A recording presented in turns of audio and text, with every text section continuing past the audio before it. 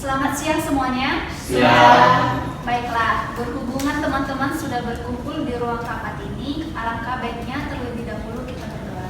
Berdoa dimulai.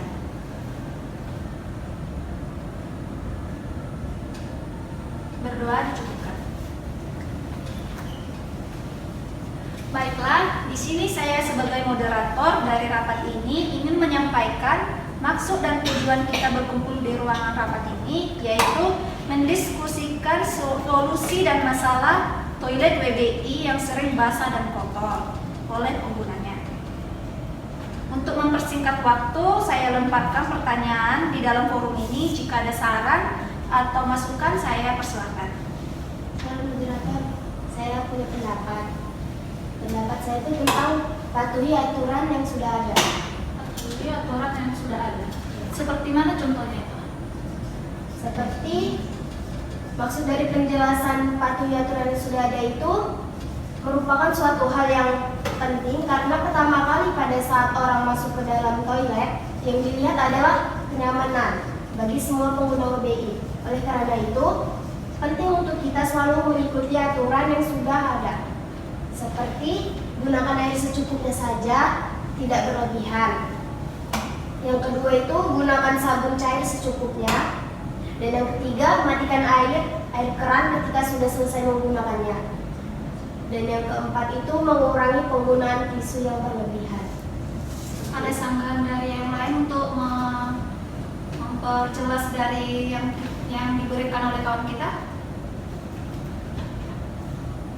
Izin pengacara, saya Rizky Lasmina. Ini memberikan sanggahan.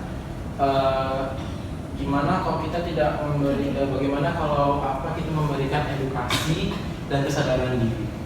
Sepertinya ini memberi edukasi kepada orang yang melanggar peraturan tentang bagaimana cara membuang sampah sembarangan, terus dampak dari membuang sampah sembarangan di toilet, dan yang ketiga itu dampak dari dia membuang sampah sembarangan itu di toilet itu seperti apa. Contohnya menyumbat aliran air di wastafel contohnya itu kan.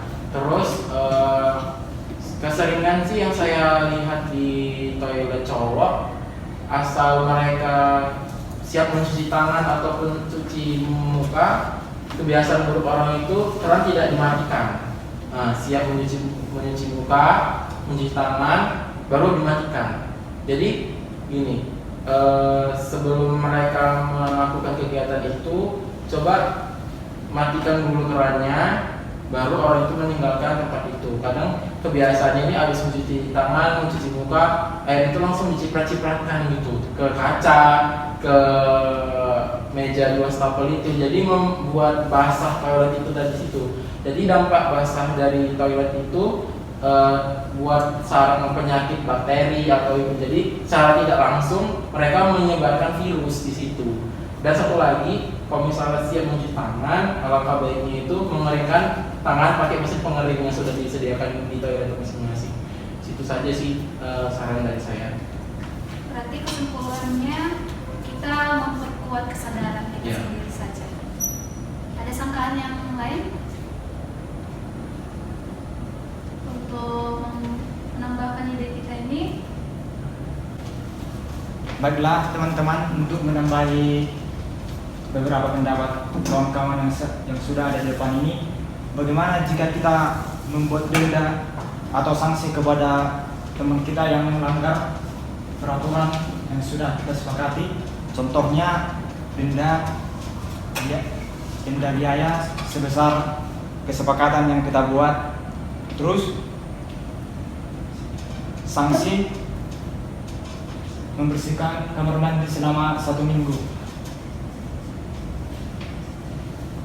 Berikut juga yang paling utama saya tambahi, bagaimana jika kita membuat keset kaki di depan pintu kamar mandinya?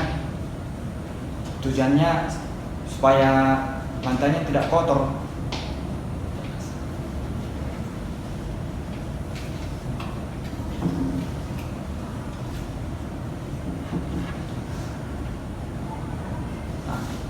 Segitu aja pendapat saya. Kalau bisa ditambahi teman-teman saya. Oke, ada yang mau menambahkan atau memperjelas yang dimaksud kawan kita? Masih ada tambahannya? Apa tidak? Apa sudah cukup? Cukup. Oke, sekarang kita berikan waktu kepada Oke, sekarang kita berikan waktu kepada penulis kita untuk meringkas apa saja yang kita bahas dalam rapat ini. Saya persilakan Julia.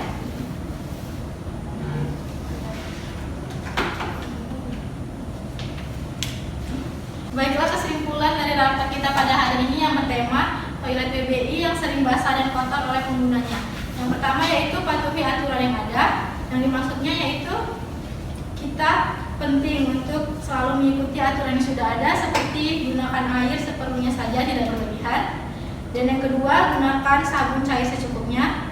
Yang ketiga, matikan air keran ketika sudah selesai menggunakannya. Yang keempat, mengurangi penggunaan tisu yang berlebihan. Dan yang kedua yaitu kita perlu memperkuat kesadaran diri kita sendiri saja pada saat menggunakan fasilitas PBI. Dan yang ketiga yaitu membuat sanksi bagi pengguna toilet yang melanggar aturan yang sudah ada. Sekian kesimpulan dari saya. Oke, untuk meringkas lebih dalamnya lagi, saya memberikan ini seperti dibilangnya kebersihan itu dari diri kita sendiri. Jangan dulu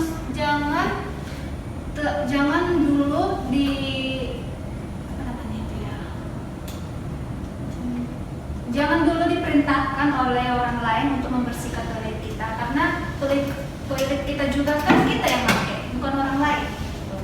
Jadi di sini yang paling penting adalah kesadaran terhadap mahasiswa yang suka membuat kotoran atau yang mencimprat-cimprat tadi air seperti itu. Oke, karena rapat kita ini sudah di akhir. Baiklah, jika sudah tidak ada lagi pertanyaan, saya sebagai moderator di rapat ini mengucapkan terima kasih kepada kawan-kawan sekalian atas partisipasinya dalam rapat ini, yaitu tentang untuk memberikan solusi terhadap toilet kita yang kotor dan basah. Baiklah, untuk mempersingkat waktu, saya tutup rapat ini dengan doa. Doa dimulai.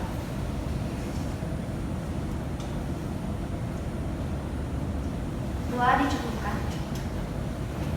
Oke, sekian dari hasil rapat kita ini, saya ucapkan